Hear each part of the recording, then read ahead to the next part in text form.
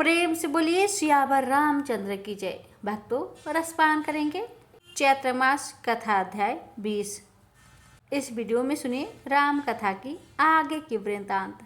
अयोध्या में राम राज्य की कथा।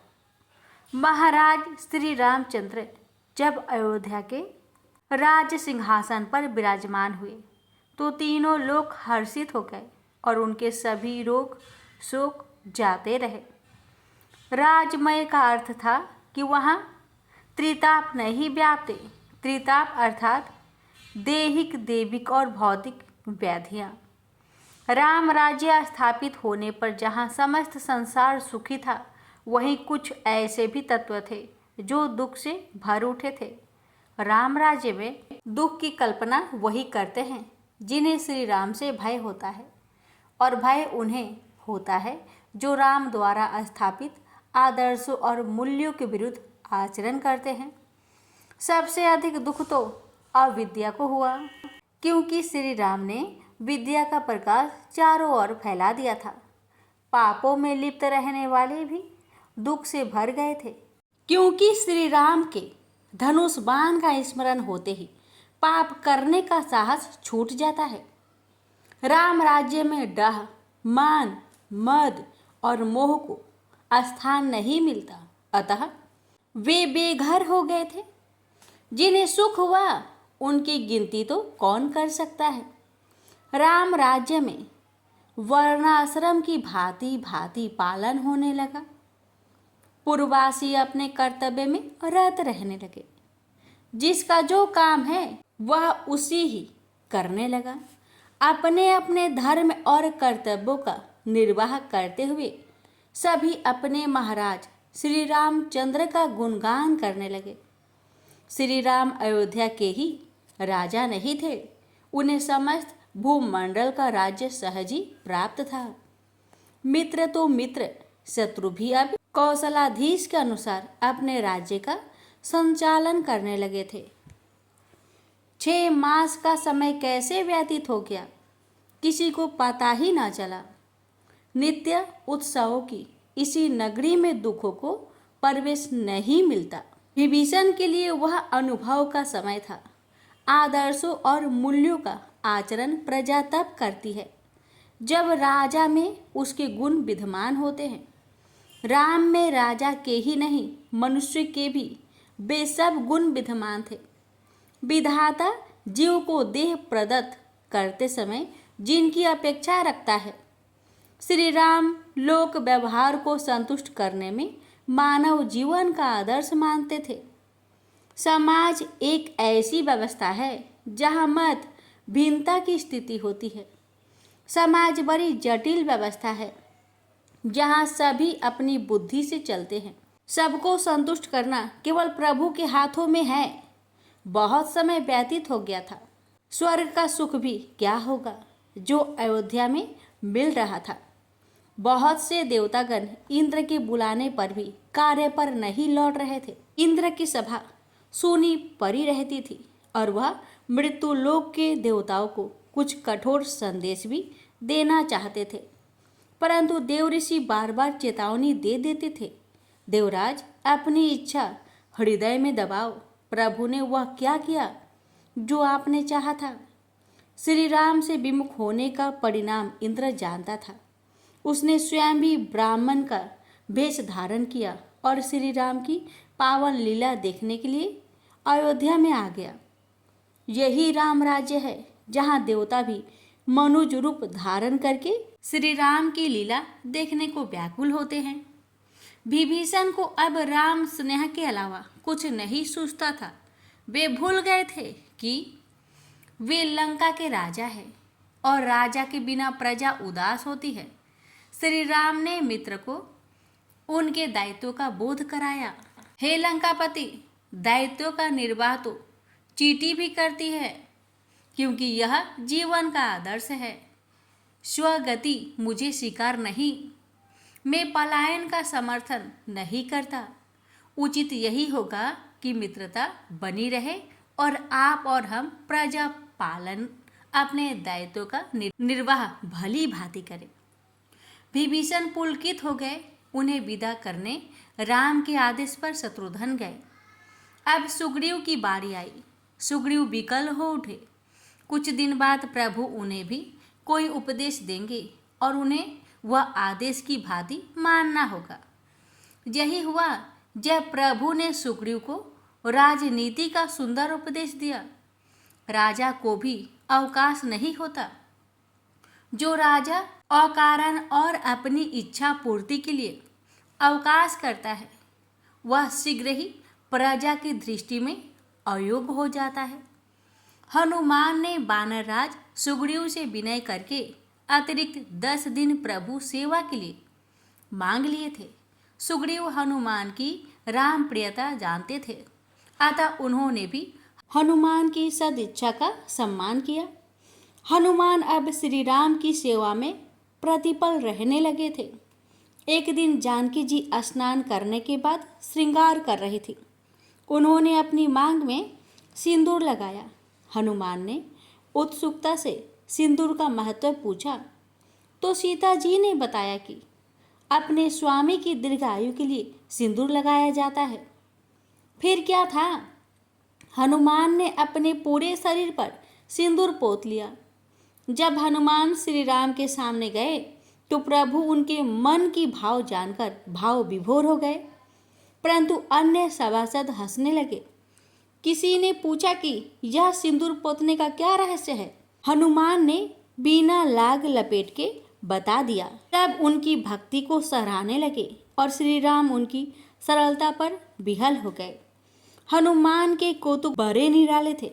एक दिन किसी ने उन्हें उपहार में मणियों की माला दी तो हनुमान बैठे बैठे उन मणि को फोड़ते और फेंक देते। किसी ने पूछा कि हनुमान इतनी बहुमूल्य माला को ऐसे क्यों नष्ट करते हो। हनुमान ने सहज उत्तर दिया कि जिसमें प्रभु श्री राम की मनोहर छवि ही नहीं तो वह बहुमूल्य कैसे हुई। कण कण में बसने वाले श्री राम जिसमें ना बसते हो वह बहुमूल्य क्यों। प्रश्न हुआ कि प्रभु अदृश्य रूप में सब जगत होते हैं, दृश्यमान नहीं। हनुमान ने इसे गलत सिद्ध करते हुए दृढ़ता में अपना हृदय चीर कर दिखा दिया, जिसमें श्री राम माता जानकी सहित विराजमान थे। सभी हनुमान के समक्ष नत हो गए। प्रभु श्री राम अपने भक्त हनुमान की भक्ति और सेवा से बड़े प्रसन्न थे। महाराज श्री रामचंद्र के राज्य में सर्वत्र सुख और शांति थी। अयोध्या पृथ्वी का बैकुंठ थी। जहाँ स्वयं श्री हरि और लक्ष्मी विराजते हो वह स्थान तो बैकुंठ ही होगा। गुरुकुल में नित्य वेद पाठ होते थे। श्री राम की महिमा से अखंड यज्ञ चलता रहता था। उन्होंने कितने ही अश्वमेध और राजसूय यज्ञ करके अयोध्या के शासन का विस्तार किया और चक्रवर्ती सम्राट बने। राम राज्य में सभी वर्णों के लोग अपने अपने धर्म और कर्म के अनुसार कार्य करते थे। कभी कोई विवाद दरबार में नहीं आया, क्योंकि कहीं कोई विवाद होता ही नहीं था। अयोध्या में दंड अब सन्यासियों के हाथों की लकूटी के रूप में जाना जाता, क्योंकि अपराध ही नहीं था तो दंड क्या होता। सर्वसंपन्न अयोध्या श्री राम के कुशल संचालन में उदाहरण बन गई थी। श्री राम सभी पक्षों पर तीक्ष्ण दृष्टि रखते थे। लोक व्यवहार के प्रति उनकी सजगता विशेष थी। वास्तव में मानव जीवन समाज के व्यवहार से ही चलता है। लोक व्यवहार में कभी प्रभुताई नहीं देखी जाती। श्री राम इस तथ्य को सिद्ध करते थे। एक राजा को लोक व्यवहार से हर क्षण परिचित रहना चाहिए। समाज में कौन कैसे विचार रखता है यह राजा को जानते रहना चाहिए। इसके लिए गुप्तचर व्यवस्था होती है। श्री राम ने राज्य संभालते ही इस व्यवस्था का आश्रय लिया था।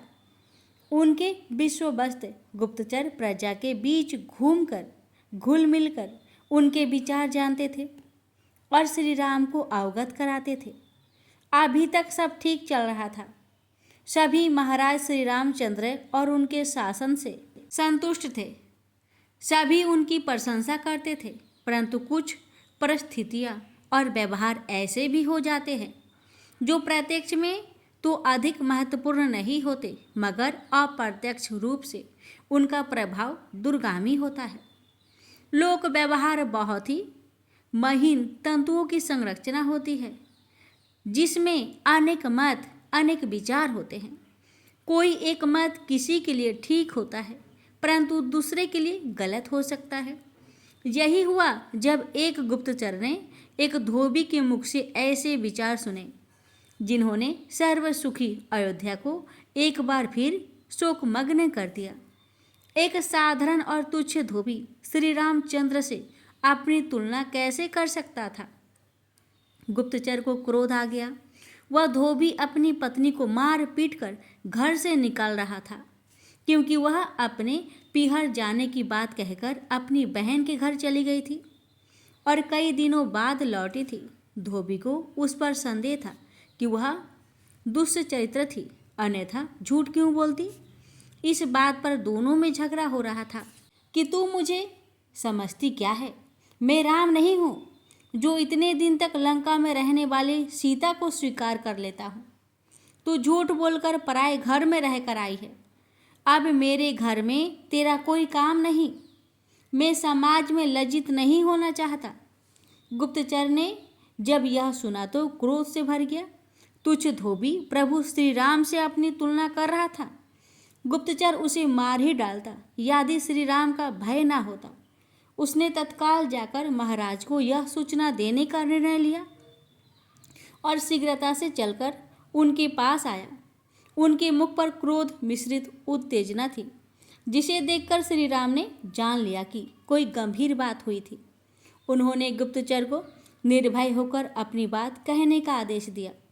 गुप्तचर ने सारी बात बताई तो राम गंभीर हो गए। उन्होंने गुप्तचर को बाहर भेजा और विचार मग्न हो गए। समाज में कोई भी तुच्छ नहीं होता। वह धोबी भी तुच्छ नहीं था। समाज भांति भांति के शिक्षकों से भरा पड़ा था। सामाजिक व्यवहार से ही व्यक्ति निरंतर सीखता है। राजा में कोई दोष है तो समाज इसलिए उसे स्वीकार नहीं कर सकता कि वह राजा है। समाज पद, धन आदि नहीं देखता।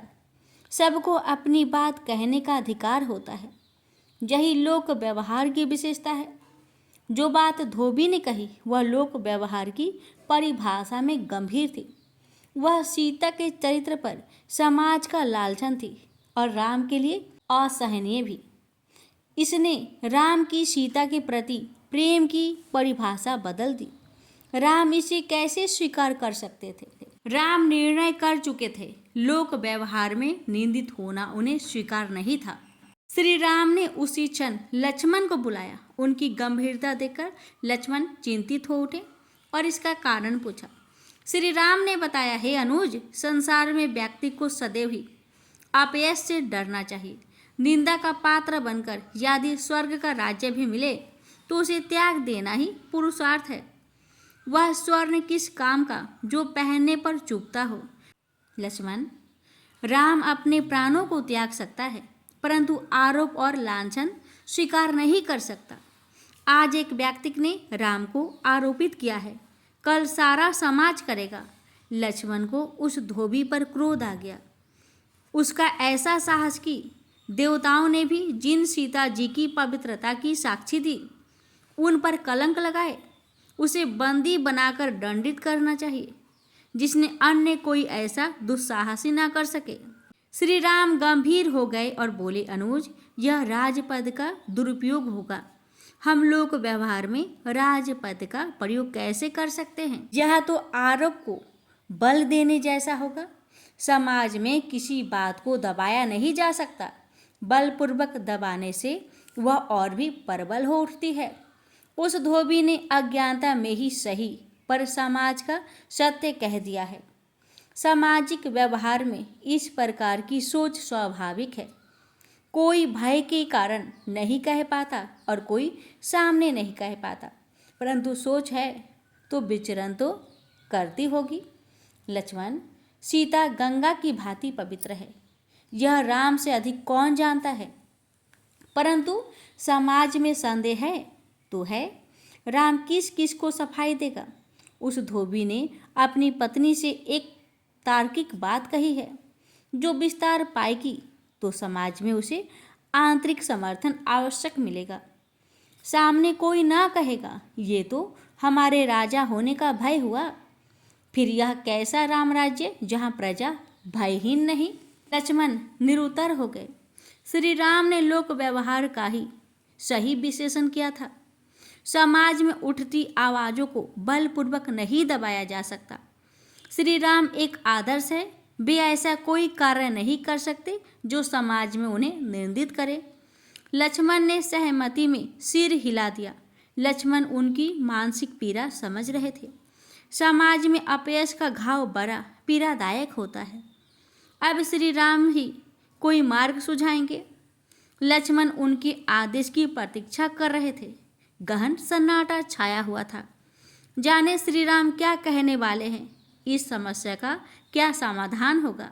श्री राम तो समस्या के मूल को ही समाप्त कर देंगे और इस प्रकार कह देंगे कि सारा संसार उसे आदर्श समाधान कहेगा। हे अनुज, मैं सीता का परित्याग करता हूँ। सारा ब्रह्मांड ही जैसे लक्ष्मण के सिर पर आ गिरा हो। जानकी जी का परित्याग। लक्ष्मण के नेत्र भय से फैल गए। प्रभु के शब्द उन्हें दहकते अंगार की भांति लग रहे थे। शब्द कठोर थे परंतु लहजा नरम व गंभीर था। लक्ष्मण 2 कदम पीछे हट गए। उनके दोनों हाथ अपने सीने पर रखे हुए थे। आंखों में अविश्वास था। प्रभु श्री राम इतना कठोर निर्णय नहीं ले सकते। वे अवश्य कोई लीला कर रहे थे। विचार मग्न लक्ष्मण गंभीरता से बोले, एक व्यक्ति के अपराध का दंड किसी दूसरे व्यक्ति को नहीं दिया जा सकता। अपराध तो उस धोबी का ही था जो नीच और अज्ञानी था, जिसने देवताओं की साक्षी होने को भी स्वीकार नहीं किया। उसकी निम्न बुद्धि जनक नंदिनी के विषय में क्या जान सकती है? क्या उन्होंने आपके समक्ष अग्नि परीक्षा देकर अपनी पवित्रता का प्रमाण नहीं दिया था? क्या अग्निदेव वह ब्रह्मा जी ने उनकी साक्षी नहीं दी थी? आप एक धोबी की बात को देवताओं के साक्ष्य से भी बड़े मानते हैं। हे सर्वेश्वर, आप किसी एक व्यक्ति के दोष का दंड किसी अन्य को कैसे दे सकते हैं? आप इतने कठोर कैसे हो सकते हैं? अनुज, जब अपेक्षाएं बड़ी होती है तो कठोर निर्णय भी लेने पड़ते हैं। चंद्रमा कितना स्वच्छ व कितना शीतल है, परंतु एक दाग ने उसे कलंकित कर दिया। राम का जीवन आदर्श रहा है और उसमें तनिक सा दाग भी स्वीकार नहीं। तुम मेरे आदेश का पालन करो। कल प्रातः सीता को वन भ्रमण के लिए ले जाओ और किसी उचित स्थान पर ले जाकर उन्हें हमारा निर्णय बता देना। कह देना कि सामाजिक आदर्शों की रक्षा के लिए राम ने अपने प्रिय संगनी को वनवास दे दिया। जाओ लक्ष्मण, जैसे सदैव बिना प्रश्न किए मेरी आज्ञा का पालन किया है, वैसे ही अब भी करो। लक्ष्मण अब कुछ नहीं कह सके। श्री राम के आदेश का पालन करना ही उनका धर्म था। उनका हृदय रो रहा था, परंतु उन्हें दृढ़ होना ही पड़ेगा। लक्ष्मण श्री राम के कक्ष से निकल आए और एकांत में आकर फूट फूट कर रोने लगे। देव ने अयोध्या पर अपनी कठोर दृष्टि डाल दी थी। जीवन सुख दुख के साथ ही चलता है। लक्ष्मण ने अब अपने बहते हुए आंसू पोंछ लिए थे। देव और श्री राम के मध्य वे क्या हस्तक्षेप कर सकते थे? सीता जी आज बहुत प्रसन्न थी। प्रातःकाल ही लक्ष्मण ने आकर उन्हें प्रभु का आदेश सुनाया था कि वे वन भ्रमण को जाना चाहती हो तो अनुमति है। सीता जी का मन प्रसन्नता से खिल उठा था। वन भ्रमण की इच्छा बहुत दिनों से हो रही थी। आज प्रभु ने अनुमति दे ही दी। आज वे लक्ष्मण के साथ प्रकृति के सुंदर दृश्यों को देखेगी और मुनिजनों के दर्शन लाभ भी होंगे। सीता जी तैयार करने लग गई थी। उनके मन में कितना चाव था। अब वे अयोध्या की महारानी थी। नो सास बहुत समय पहले ही वनप्रस्थ मार्ग पर चली गई थी। सीता ही राजमहल की कर्ता धर्ता थी। अब उनके गर्भ में अयोध्या का उत्तराधिकारी पल रहा था।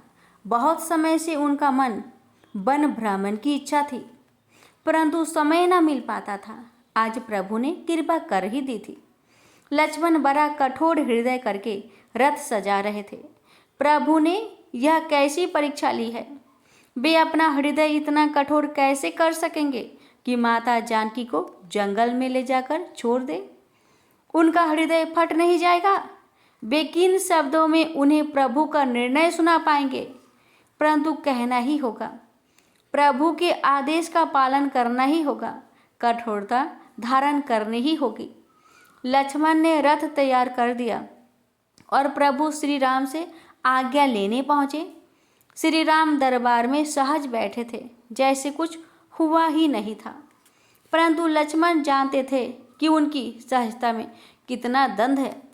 यह श्री राम ही हैं जो ऐसे दंड में भी साहस रख सकते हैं। लक्ष्मण ने उन्हें प्रणाम करके वन भ्रमण की आज्ञा मांगी तो प्रभु ने आज्ञा दे दी। लक्ष्मण रथ पर आ गए। उन्हें सीता जी की प्रतीक्षा थी। वे अपने हृदय में धैर्य धारण कर रहे थे। देव भी बिना प्रभु की प्रेरणा के कुछ नहीं कर सकता। अवश्य प्रभु ने कुछ लीला करने का निर्णय लिया होगा। लक्ष्मण को तो आदेश का पालन करने की भूमिका निभानी थी। सीता जी आ गई थी। वे बड़ी ही प्रसन्न थी। लक्ष्मण का हृदय रोने को हुआ, परंतु उन्होंने स्वयं को संभाल लिया। हे नाथ, सहाय होना। सीता जी रथ में बैठ गई थी और दासियों को राजमहल संबंधी निर्देश अभी भी दे रही थी। यह ना भूल जाना, वह जरूर करना, वहाँ दीपक जलाना आदि आदि। फिर अच्छी तरह सबको समझाकर उन्होंने लक्ष्मण को रथ हाँकने को कहा। लक्ष्मण ने रथ को राजपथ पर डाल दिया था। सीता जी प्रजावासियों को स्नेह से देख रही थी। वे मार्ग में मोती मणिका लुटा रही थी। रथ में बहुत सा द्रव लेकर आई। प्रजा को जानकी की उदारता का पता था, तभी तो सुबह से ही राजपथ पर खड़े थे। जानकी जी जब जब राजमहल से बाहर आती थी तो अपनी प्रजा को यथेष्ट दान देती थी। रथ के पीछे बिखर रहे मोती मणिक स्वर्ण सिक्के लोग उठा रहे थे। लक्ष्मण ऐसी पुण्यशीला साक्षात श्री को बनखंड में अकेली छोड़ाएंगे? क्या गुजरेगी उनके हृदय पर? नगर पीछे छूट गया और वन क्षेत्र आ गया था। सीता जी प्रकृति के मनोरम दृश्यों में खो रही थी और बच्चों की भांति निश्चिलता से प्रसन्नता को व्याप्त कर रही थी। भैया लक्ष्मण, वह देखो, नृत्य करता मयूर कितना मोहक लग रहा है। वन की कैसी शोभा बढ़ा रहा है। धन्य है वे वनवासी जिन्हें जीवन भर प्रकृति की गोद में जीवन व्यतीत करने का अवसर मिलता है। हमारा वन प्रवास भी कितना यादगार रहा था ना लखन? कुछ कड़वे अनुभवों को छोड़ दिए जाए तो आहा, आनंद भरा समय था। मेरी तो विधाता से यही प्रार्थना है कि यदि अगला जन्म भी मानव का दिया तो वन कन्या का ही दे। वन्य जीवन का आनंद ही अलौकिक है। हे लखन, अरे तुम तो ऐसे मौन हो जैसे आज मौन व्रत धारण लिया हो। तब से अब तक मैं ही बोलती जा रही हूँ, तुम तो कुछ बोलते ही नहीं।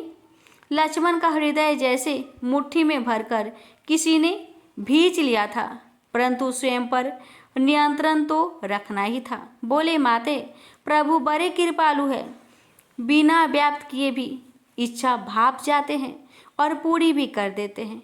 कभी कभी तो उनकी दयालुता इस चरम पर होती है कि किसी ने विचार किया और उन्होंने इच्छा पूरी कर दी। सीता जी उन्मत्त स्वर में हंसने लगी, परंतु लक्ष्मण पर क्या बीत रही है उन्हें इसका भान तक नहीं। दोपहर हो चली है, अतः अब विश्राम कर लेना चाहिए। तमसा नदी का सुंदर तट और एक घने वृक्ष के नीचे लक्ष्मण ने रथ रोकते हुए कहा। यहाँ वे पहले भी विश्राम कर चुके थे, तब श्री राम भी साथ थे। स्थान परिचित होने पर आनंद और भी बढ़ गया तथा कुछ और स्मृतियाँ ताजा हो गई। सीता जी बोली, यहीं कहीं मुनि वाल्मीकि जी का आश्रम तो है।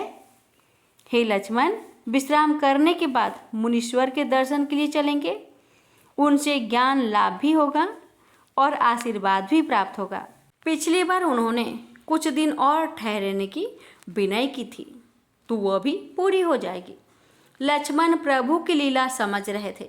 सीता जी वही इच्छा कर रही थी। सीता जी बोले जा रही थी, और लक्ष्मण अब कभी आना हुआ तो स्वामी को भी साथ लाऊंगी, हट कर दूंगी, तब तो मानेंगे। राम काज तो लगा ही रहेगा, कभी साथ भ्रमण का समय भी निकालना चाहिए, है ना भैया लखन। लक्ष्मण घुटनों के बल बैठ गए और विलाप करने लगे। उनके धैर्य का बांध टूट गया। सीता जी अस्तबद्ध रह गई। यह लक्ष्मण को क्या हुआ? हे लखन, हे भैया, अचानक तुम्हें क्या हुआ है? इतने विकल कैसे हो गए वत्स? मेरा हृदय बैठा जा रहा है। हे सुमित्र, अपनी व्यथा तो बताओ। तुम्हारे इस रुदन में मुझे ब्रह्मांड सा हिलता प्रतीत होता है। तुम धारा को धारण करने वाले वह धीर शेष हो, जो तनिक सी बात तो क्या कठोर दुख में भी विचलित नहीं होते। फिर तो अवश्य ही कोई उल्का रूपी आघात होने वाला है। कहो लखन, क्या हुआ है? सीता जी ने लक्ष्मण के सिर पर स्नेह भरा हाथ रख दिया तो लक्ष्मण उनके चरणों से लिपट गए और बिखल बिखल कर रोने लगे। सीता जी आशंका से भर गई। हे प्रभु, क्या वज्रपात होने वाला है? लक्ष्मण का विलाप साधारण कारण से तो नहीं होगा। माते, प्रभु श्री राम ने आपका परित्याग कर दिया है। यदि सीता के हृदय में कोई तीक्ष्ण फल भाला भी आर पार हो जाता तो भी उन्हें इतनी पीड़ा ना होती जितनी लक्ष्मण के इन शब्दों ने दी थी। परित्याग कर दिया, प्रभु ने परित्याग कर दिया। अविश्वास ने नेत्र को विस्फारित कर दिया था। लक्ष्मण उनकी दशा समझ सकते थे, क्योंकि ऐसा ही झटका उन्हें भी तब लगा था जब प्रभु ने ये शब्द कहे थे।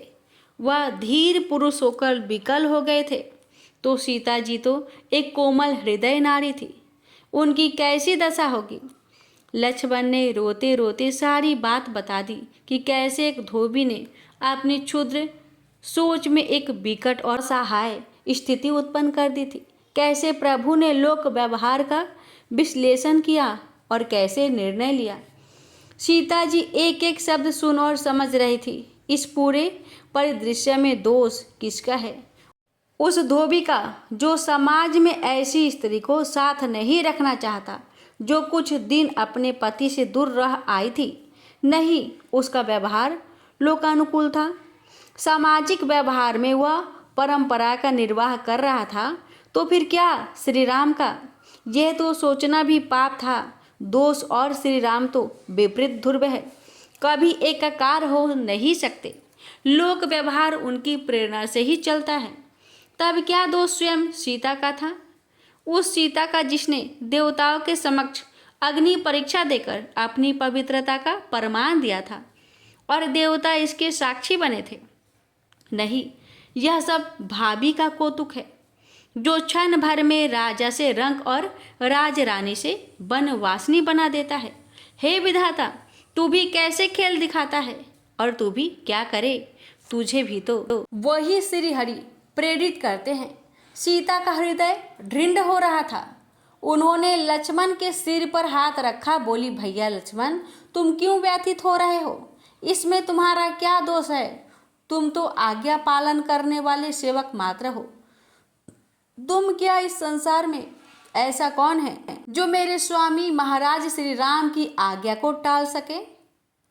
उन्होंने लोक व्यवहार के लिए मेरा परित्याग कर दिया, यह उनकी विवशता होगी, परंतु मेरा भी कोई पूर्व जन्म का दोष अवश्य होगा।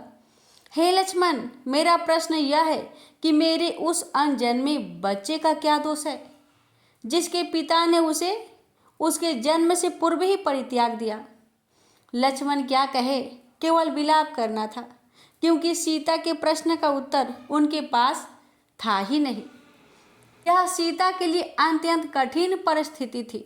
वनखंड में गर्भावस्था में रहना कैसे संभव होगा? सीता के भाग्य में प्राय दुख ही लिखे थे। जब भी वे सुख के मार्ग पर थोड़ी दूर चलती थी, संकट आ जाते थे। समय की गति ऐसी ही निष्ठुरता होती है। समय को इसलिए सबसे बलवान कहा गया है। यह तपस्वी योगियों की भी परीक्षा लेता है। स्वयं श्री हरि ने समय चक्र में फंसकर मनुष्य रूप में भौतिक संताप सहे हैं।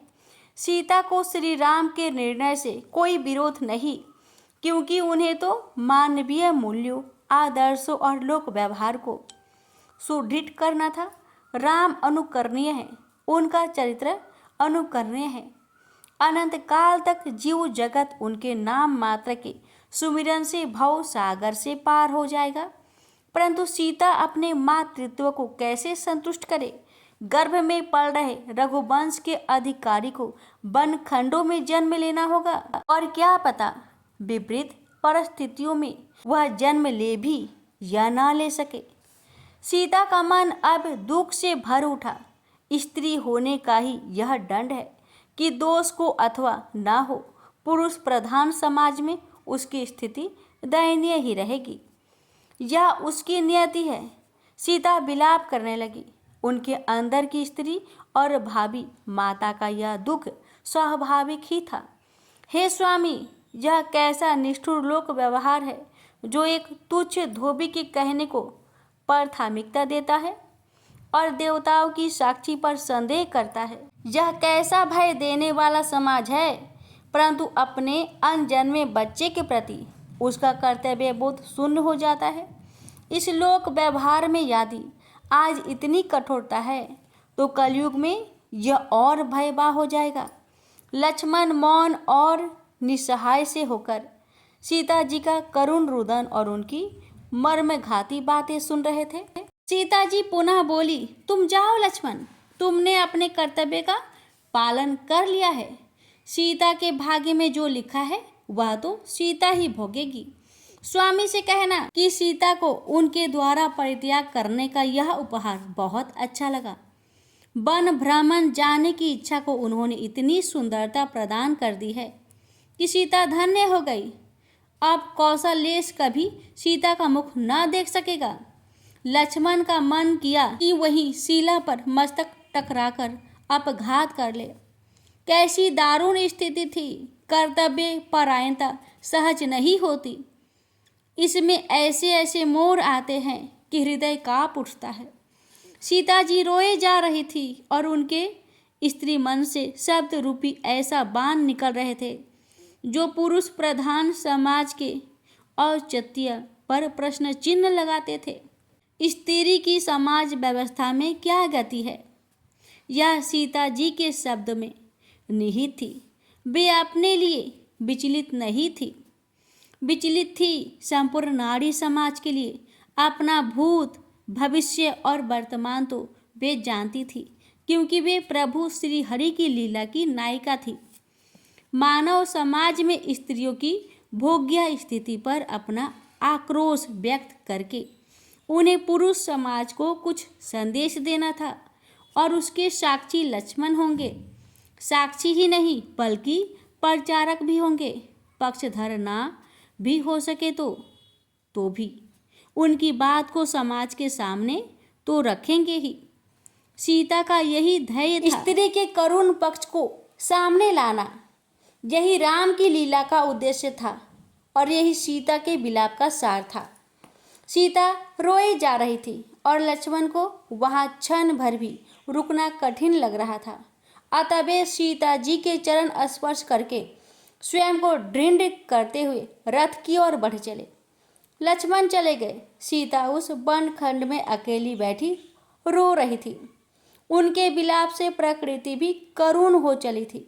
वृक्षों पर बैठी पंछी चहचहाना भूल गए थे। वायु में शीतलता के स्थान पर उष्णता आ गई थी, जैसे पवन देव थम जाना चाहते थे।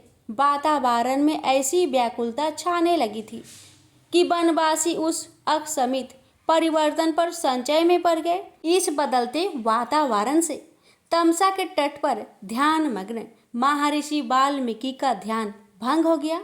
शांत तमसा की धरा बेगवान हो गई, जैसे सब कुछ बहा ले जाना चाहती हो। उसका जल स्तर बढ़ गया था।